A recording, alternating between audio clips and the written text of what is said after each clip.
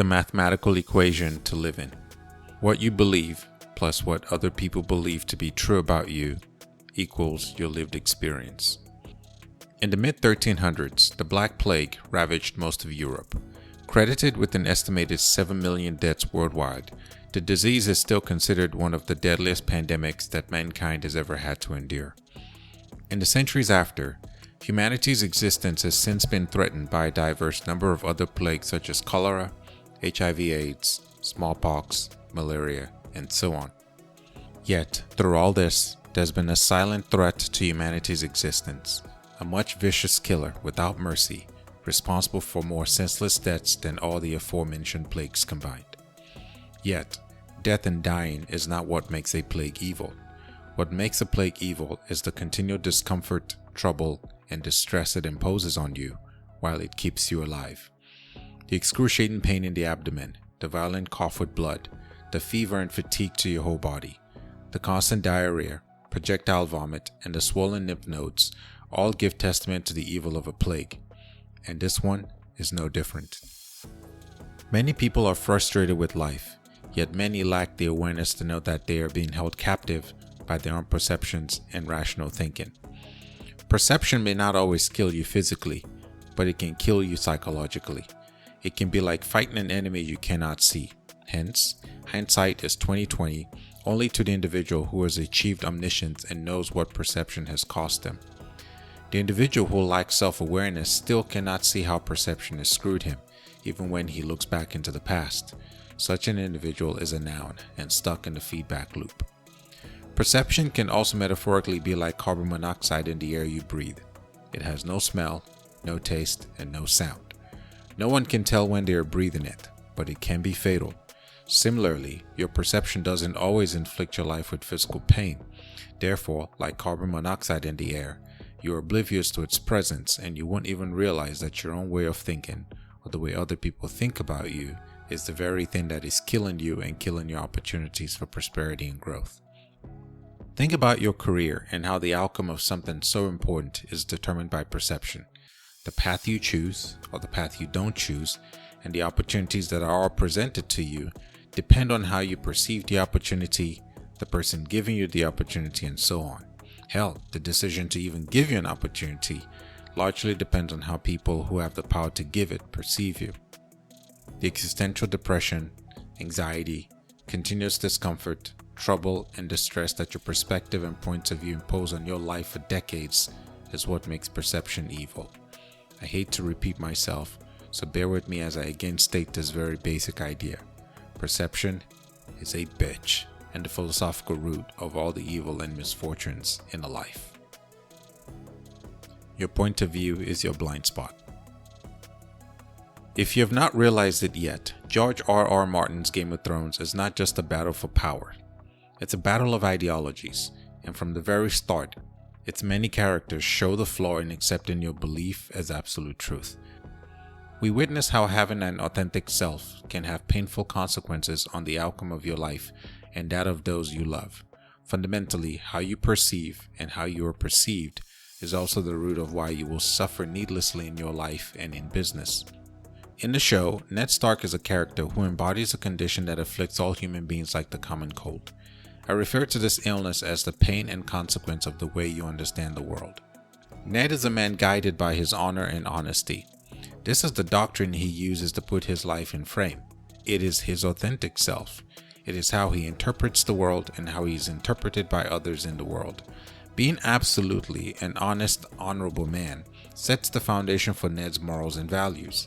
It is how he differentiates between what is right and what is wrong.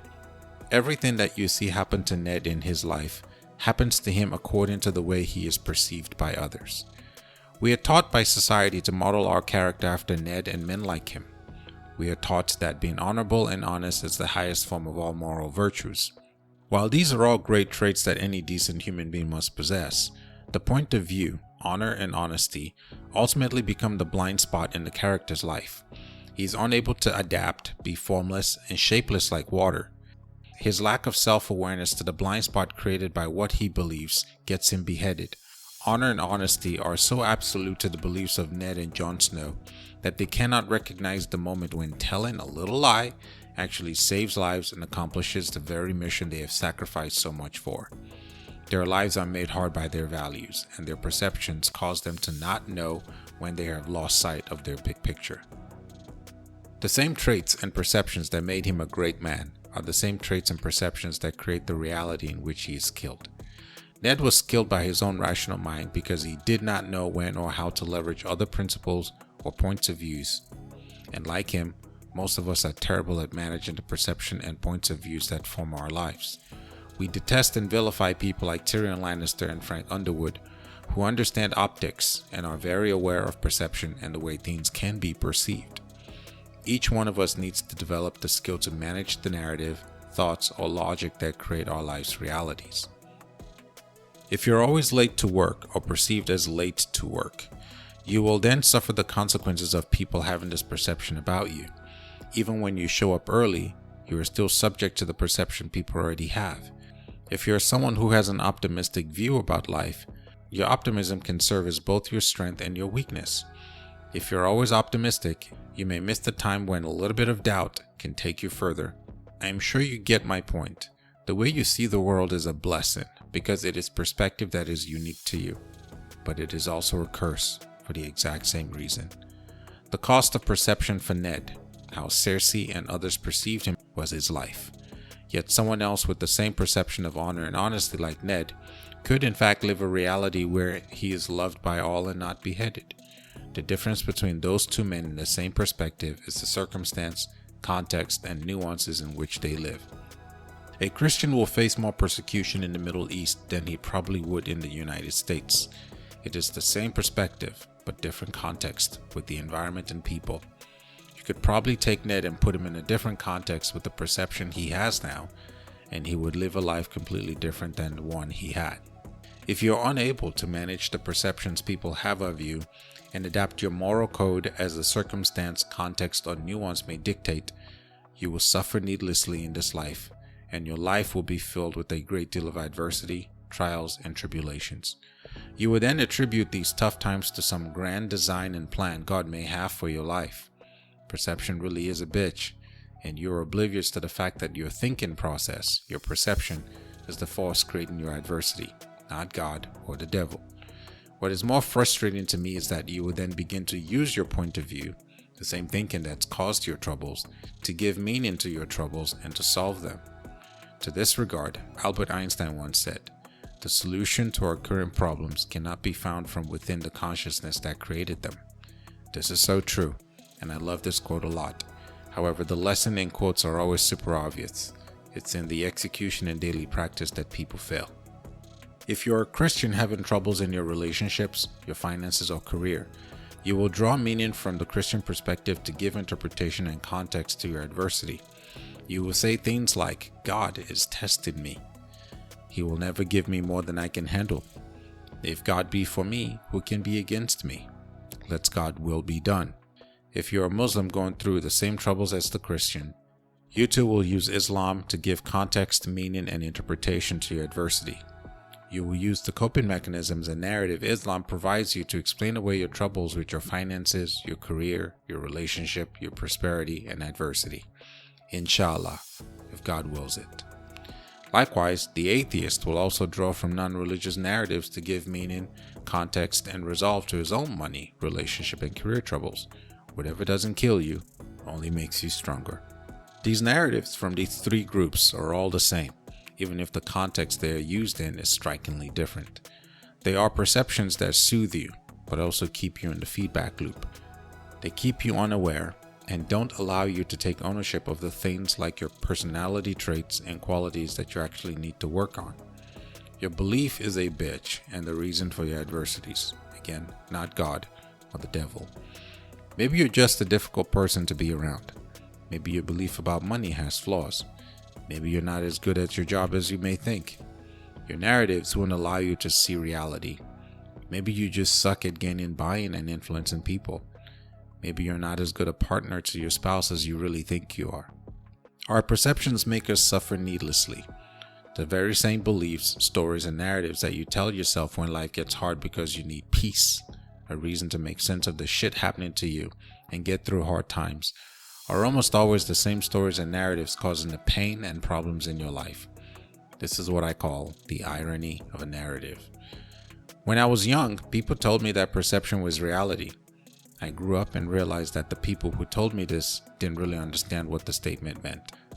Through my lived experience, I found out the hard way that my tough life, its struggles, hardships, and suffering were all created by my perceptions, my mindset, and my points of views. I found reality to be a neutral, shapeless, formless, and indifferent being. It does not care about me one way or the other. Perception is what gives form to reality, shapes it, and makes real the worries, trials, tribulations, struggles, and hardship, we call this reality, that you live and experience. If you ever find yourself anxious or worried in any circumstance, I challenge you to change both your internal and external self-awareness. This is because your perception, or the perception someone has of you, is the cause of the struggle. Perception is a bitch and the philosophical root of all evil because too many times in our lives, we end up suffering the unwanted consequences of our points of views, paying a very hefty cost in money, our relationships, and life opportunities. This book may help you see that you do not dictate the outcome of your life. Unfortunately, your perceptions and filters do. The startling discovery to the seemingly uncontrollable force of perception and opinions that orchestrates your fate is what drives a man to the philosophical question: suicide or coffee? Should I kill myself or just go grab a drink? What's the fucking point? And how can anyone control, manage, or influence their own outlook or the outlook of others? You're not a victim of circumstance, and the answer is to be omniscient. Just be fucking aware. Through the perspective of self-awareness and being omniscient, I charge you to call into question the thinking that your mind has convinced you is a rational way to think. I challenge you to question your points of view in relation to your life and the life you're currently living. If you love your reality and would not change anything about it, then maybe you are perception in the right context. If you feel that your reality could be different, then you will need a new perspective or a new context. There is a culprit responsible for every opportunity you have ever missed and every relationship you've ever lost. The same force is responsible for every frustrating miscommunication and misunderstanding you have with people. It often orchestrates your mood and commands the greatest influence on the outcomes of your life. Perception has caused every social injustice and damn near every evil the world has ever known: racism, war, and hate. To just say that perception is reality is an oversimplification of the problem. Bullshit sayings like this is exactly why people are oblivious and unable to see just how existential perception is. I hope every man and woman is someday able to see the unwanted reality they are living because of the bullshit that is perception. Only then will you understand that perception is an existential crisis. When that moment comes and the proverbial wool has been pulled away from your eyes, you may for the first time see just how much of a bitch perception really is. That moment you realize is the tragic but also empowering moment of awareness. It is a humble moment. It is a moment that is liberating and both agonizing. It is a frustrating moment that begs you to ask the question: suicide or coffee? In that moment, you will understand my idea even better. Perception is not just reality. Perception is a fucking bitch. That moment for you may be now as you're listening to my voice. My proposed cure to the evil and plague of perception is to be omniscient, or what I like to call being the verb and not the noun. Being the verb means that you become an active participant in influencing how you perceive and control the narrative other people have about you. You accomplish this grueling task by seeking to understand the multiple interpretations of every communication, every interaction, and every situation you find yourself in with people. You can empathize because you now have the ability to recognize moments when people have lost themselves and perception is creating their lived experience. I think everyone can contribute to making life a lot less painful if we employ empathetic sensitivity in multiple facets of our lives. In summary, to be the verb and not the noun is to be flexible in thought like water. It is to be an omniscient man. Such a man is keen on being aware of the interpretations people are making about him and questions his own narratives. He is objective in the way he perceives himself and does not pacify his hardships with soothing narratives. When he is not getting the desired outcome he wants from his life in terms of money, friendships, career advancement, and so on, He holds his beliefs accountable. He questions his rational thinking and seeks to understand how other people perceive him. He is not lazy, and he does the fucking work. You cannot accurately define his beliefs because he has no absolute point of view. A verb has no authentic self, defining morals, values, or virtues. They adjust perspective and create reality as the situation or circumstance dictates. This is a man who is aware and pays close attention to how things may be perceived and then interpreted. In order to live a good life, a man needs to have in his mental capacity plenty of contrasting ideas and apply them as and when they become relevant or needed. A verb is constantly and actively influencing the perceptions that create lived reality. The beliefs of a verb evolve and are not absolute. They will use language like, at this moment, this is what I believe, but that is sure to change as my experiences and circumstances change. This is a man who leverages contrasting beliefs and employs contrasting ideas and principles to serve his purpose. In business, a verb or an omniscient man is the one who discards a belief or a process or a system when it no longer serves them. The survival of a business will oftentimes depend on its operator's ability to make changes to the process, its systems, or its belief on a dime. Good leaders know that the cheese is always moving and embrace the constant change in market dynamics and lead their teams effectively through it. In the first chapter of this book, I will introduce you to the philosopher. He or she is the literal source of thought. Many ideas, perspectives, and systems have come before mine. In fact, everything you know about life and every perception that forms your life was conveyed to you or created by someone else. Your 5 steps to success, the Bible, the Quran, and the works of every fiction or non-fiction writer are all perspectives on how people should live. They are all someone or some philosopher or teacher's system to live by. When I first wrote the first draft of this book, I called it, guess what? The Book of Deji. At the time, I was 24 years old, trying to understand and bring into focus the many industries that form this complex economy we call life. Finance, relationships, the politics of advancement, sex, the meaning and purpose of my life, nutrition, success, work, and passions. Boy, it was a lot to take in. The multiple points of views and perspectives on all these facets of life left me confused, not knowing what to follow. So I stepped out to create a system for my life that summed up all the perspectives I was consuming. I had read many books from the many different authors on how to succeed in every aspect of life. Here's the conclusion that began my journey.